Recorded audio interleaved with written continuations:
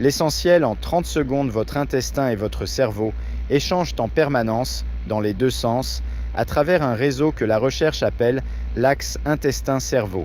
Ces messages empruntent le nerf vague, le système immunitaire, des hormones intestinales et des molécules fabriquées par vos bactéries. Quand cet équilibre se dérègle, l'humeur, la clarté mentale et même la vitesse à laquelle nous vieillissons peuvent en pâtir.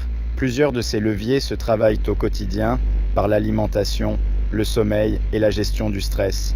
En tant que médecin, je trouve fascinant que le langage populaire ait décrit cet axe bien avant que la science ne le confirme.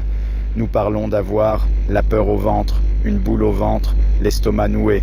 Nous disons que quelqu'un se fait de la bile ou qu'une nouvelle est difficile à digérer. Ces expressions ne sont pas des hasards de vocabulaire. Elles traduisent une réalité que la recherche documente aujourd'hui de façon précise. Votre ventre et votre tête se parlent tout le temps. Dans cet article, je vais reprendre ce que montre la littérature scientifique récente sur cette communication et surtout ce que vous pouvez en faire. Je m'appuie sur des travaux publiés, pas sur des impressions personnelles, et je signalerai clairement là où les preuves restent solides et là où elles demandent encore de la prudence. Pourquoi dit-on qu'on a la peur au ventre ? Ces intuitions du langage courant reposent sur un fait anatomique. Votre tube digestif possède son propre réseau de neurones, si dense qu'on le surnomme parfois le deuxième cerveau. Ce réseau ne remplace pas le cerveau de votre crâne, mais il dialogue avec lui en continu. Concrètement, une émotion forte se ressent souvent dans le ventre parce que les deux organes partagent les mêmes lignes de communication. Le stress modifie la motricité intestinale et l'équilibre des bactéries qui y vivent. En retour, l'état de votre intestin envoie des signaux qui influencent votre humeur et votre vigilance. La recherche de synthèse la plus citée sur le sujet, celle de Krayan et de ses collègues, décrit précisément ce va-et-vient bidirectionnel entre le microbiote intestinal et le système nerveux central et son rôle dans la régulation de l'humeur et de la cognition. Autrement dit, l'expression « avoir la peur au ventre » décrit un vrai chemin biologique, pas une simple métaphore. Par quel chemin l'intestin envoie-t-il des messages au cerveau ? C'est la question au cœur du sujet. L'intestin ne dispose pas d'un seul canal vers le cerveau, mais de plusieurs voies qui fonctionnent en parallèle. La revue de Krayan et de son équipe en distingue 4 grandes familles: la signalisation immunitaire, le métabolisme du tryptophane, la voie nerveuse du nerf vague et du système nerveux entérique, et les métabolites produits par les bactéries elles-mêmes, acides gras à chaîne courte, acides aminés à chaîne ramifiée, peptidoglycanes. Le microbiote module par ailleurs des neurotransmetteurs comme le GABA et la sérotonine, qui restent des molécules de l'hôte. Pour rendre cela lisible, voici comment ces routes se répartissent. Voie de communication SUS qui circule fait côté cerveau, voie nerveuse, nerf vague, système nerveux entérique. Signaux électriques directs entre le ventre et le tronc. Cérébral, influence rapide sur l'anxiété, la satiété et l'humeur, voie immunitaire. Molécules de l'inflammation, cytokines, libérées dans l'intestin, modulation de l'humeur, de la fatigue et de la vigilance, voie sanguine, et métaboliques, métabolites bactériens, acides gras à chaîne courte comme le butyrate, dérivé du tryptophane, transportés par le sang-soutien de la barrière et de la chimie cérébrale, voie endocrinienne, hormones, fabriquées par les cellules de la paroi intestinale, signaux de faim, de stress et de bien-être. Je précise un point important, car il conditionne la lecture de tout ce qui suit. Une large part des preuves de causalité sur ces mécanismes provient d'études chez l'animal, notamment des souris élevées sans germes ou recevant un transfert de microbiote. Ces modèles sont précieux pour comprendre les mécanismes, mais ils ne se transposent pas automatiquement à l'humain. Je le garde en tête à chaque fois que je lis une nouvelle étude et je vous invite à faire de même. Votre intestin n'est pas qu'un sac de bactéries. Quand on parle de santé intestinale, on pense surtout au microbiote, ces milliers de milliards de bactéries qui peuplent le côlon. C'est la partie la plus médiatisée, mais elle ne raconte qu'un cinquième de l'histoire. En réalité, votre intestin fonctionne comme un écosystème où plusieurs acteurs travaillent ensemble. Le microbiote, la communauté microbienne qui fermente vos fibres et fabrique une partie de vos messagers chimiques. La couche de mucus, première barrière physique qui sépare les bactéries de vos propres cellules. La muqueuse intestinale, la paroi dont les cellules sont reliées par des jonctions serrées, comme les joints entre des carreaux de carrelage.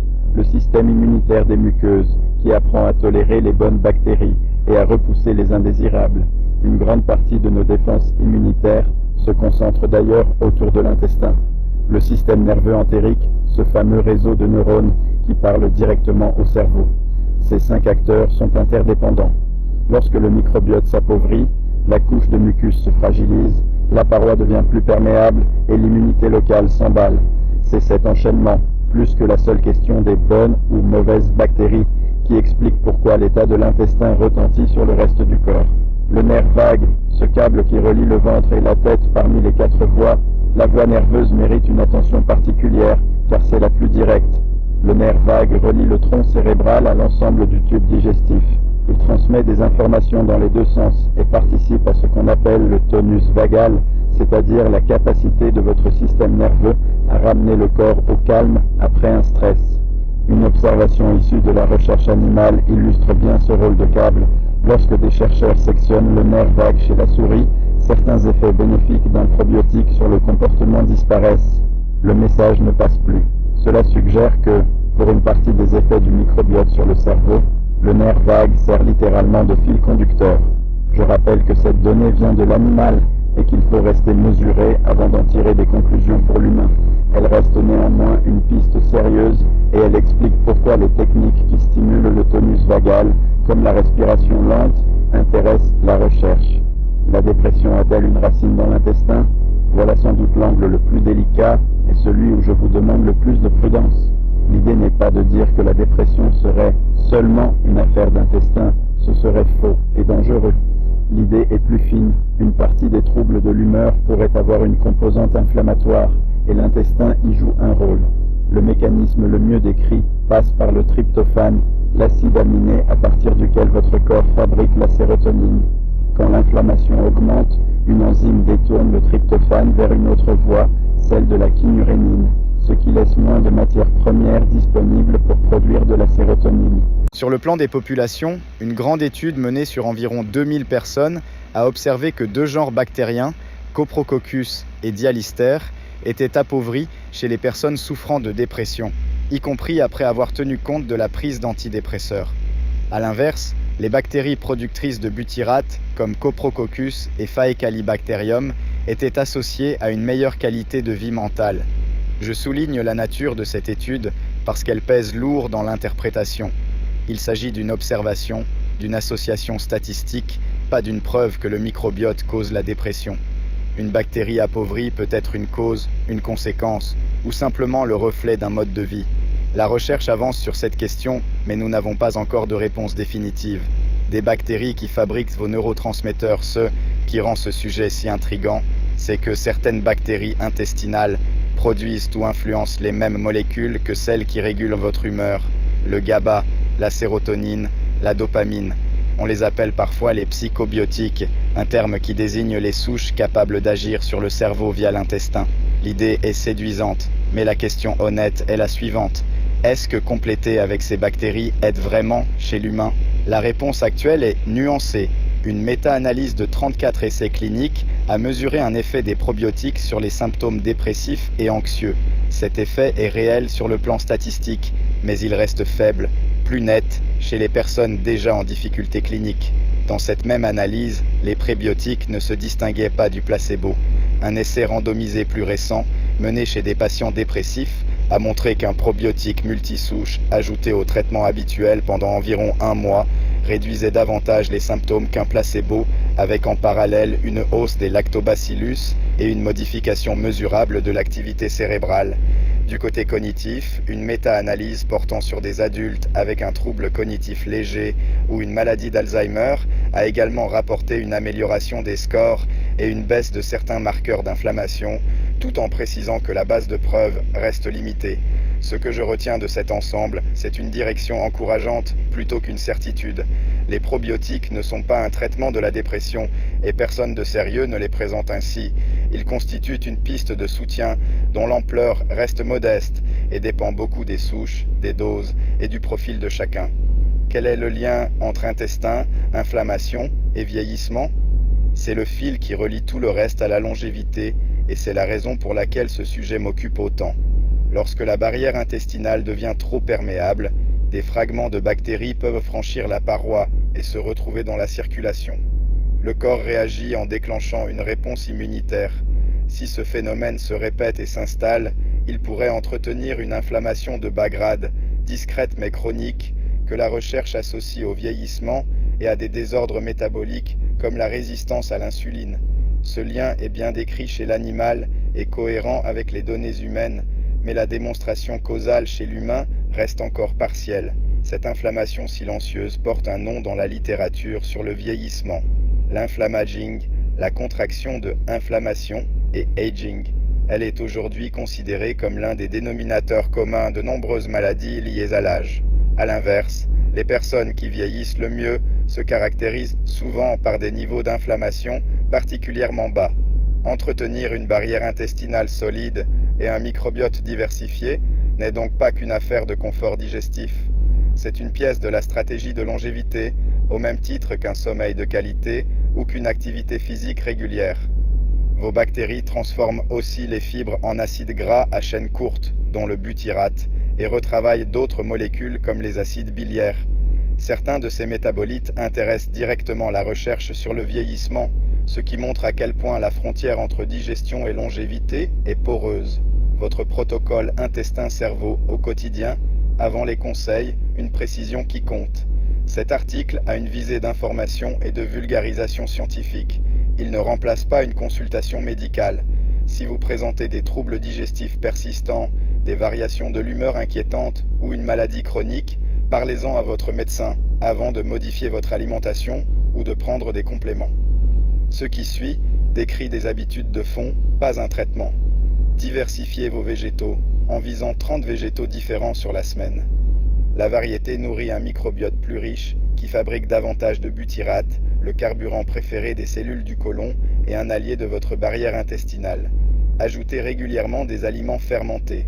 Yaourt, kéfir, légumes lacto-fermentés apportent des bactéries de type lactique, celles que la recherche associe le plus souvent à des effets apaisants sur l'humeur. Entraînez votre nerf vague par la respiration lente. Quelques minutes de respiration profonde par jour soutiennent le tonus vagal, cette voie directe qui aide votre corps à revenir au calme après le stress. Protégez votre sommeil. Le sommeil régule l'inflammation et participe à l'équilibre de l'axe intestin-cerveau. Une nuit écourtée fragilise ce dialogue dès le lendemain. Réduisez la charge de stress chronique. Le stress prolongé alimente une boucle entre inflammation et déséquilibre du microbiote. Agir sur les sources de stress, c'est agir en amont sur votre intestin. Aucune de ces actions ne relève de la prouesse. Prises ensemble et tenues dans la durée, elles créent le terrain sur lequel votre intestin et votre cerveau se parlent dans de bonnes conditions. C'est précisément ce que la recherche nous invite à faire. Moins chercher la solution unique, davantage soigner l'équilibre d'ensemble. Pour aller plus loin, 38 000 milliards de bactéries vivent dans votre intestin, système glymphatique, votre bouclier naturel contre le déclin cognitif, métabolisme optimisé, les clés de la longévité sources Scryan JF, O'Riordan KJ, Cowan CSM et HAL The Microbiota Gut-Brain Axis. Physiological Reviews 2009, DOI, TES, ACE Venture 50, PhysRev, 008, 2008, Valles Colome M, Faloni G, Darzi Y, et al. The Neuroactive Potential of the Human Gut Microbiota in Quality of Life and Depression. Nature Microbiology, 2019, DOI, 10, 1038, S415, 6408 to 0337X, Liu RT, Walsh RFL, Sheehan AE. Prebiotics and Probiotics for Depression and Anxiety. A Systematic Review and Meta-Analysis of Controlled Clinical Trials. Neuroscience and Biobehavioral Reviews, 2019, DOI, 10, 1016J, Nubiorev, 2019, 03, 023 H, Dong X, Chen M, Zozet, Efficacy of Probiotics on Cognition, and Biomarkers of Inflammation and Oxidative Stress in Adults with Alzheimer's Disease or Mild Cognitive Impairment, a Meta-Analysis of Randomized Controlled Trials. Aging, Albany, NY, 2020, DOI, 10, 18632, Aging, 28, then, Schaub AC, Schneider A, Vasquez Castellanos Joyef, et al. Clinical, Gut Microbial and Neural Effects of a Probiotic Add-on Therapy in Depressed Patients, a Randomized Controlled Trial, Translational Psychiatry 2022, DOI, 10. 1038 S41398 022 to 01977Z.